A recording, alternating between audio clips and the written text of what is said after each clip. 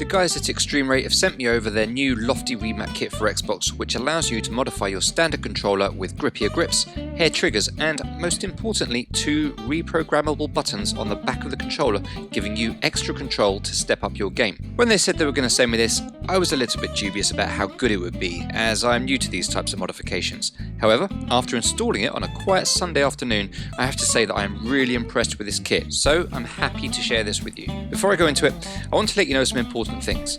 Firstly, if you want to get one of these kits, you will find Amazon links in the description and pinned comment, which will take you directly to the Amazon page where you can buy one for $34.99. By picking one up via these links, you also support the TootXB channel, so everybody wins. Word of warning though, this kit is not a simple plug and play kit. It does require soldering, so before you get one, make sure you have the right equipment or have access to someone who can help you with this. I cannot solder myself, but fortunately for me, Mrs. Toot has soldering equipment and did the soldering for me. It was only her 3rd attempt at soldering ever, and she managed it fine. Out of 10, with 10 being the hardest, she actually rated it at a difficulty level of 3. Great stuff. Lastly, before we take a look at this bad boy, in the description and pinned comment you will also find some video links giving tips on how to solder, and also a full instructional guide on how to install the Lofty Remap Kit, which is made by eXtremeRate themselves. I'm going to start the video by talking you through the kit and if it's any good. If you're interested in the parts you get and the installation process, then I'll cover that towards the end of the video.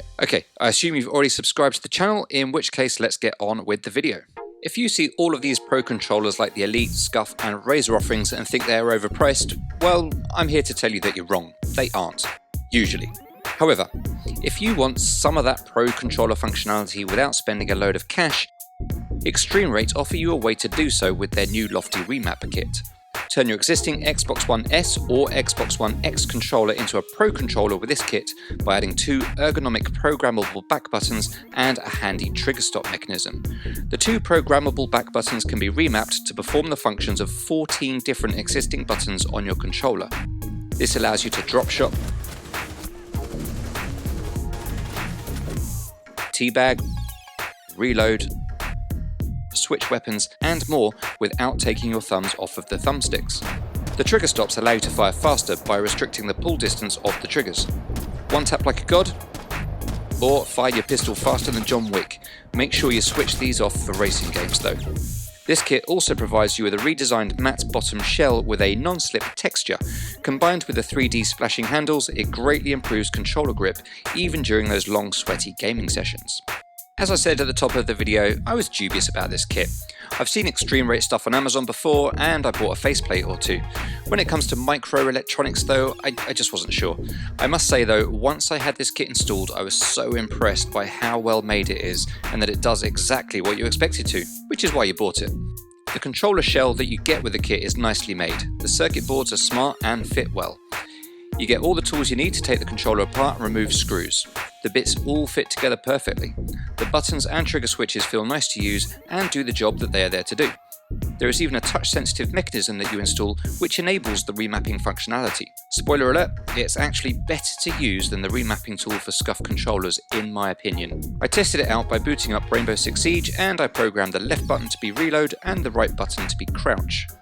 Jumping straight into a terrorist hunt, I could run and drop straight into a crouching position without taking my thumb off of the thumbstick. After emptying a clip, I then managed to reload while keeping my thumbs on the sticks too. The buttons are nicely placed under your middle fingers and are in just the right place for you to press them without them being the kind of buttons that you'll press by mistake. Enabling the trigger stops, I was able to tap fire much easier than with a normal trigger setting. The hair trigger is not quite as short as controllers such as the Elite Series 2 or Razer Wolverine, but it does the job.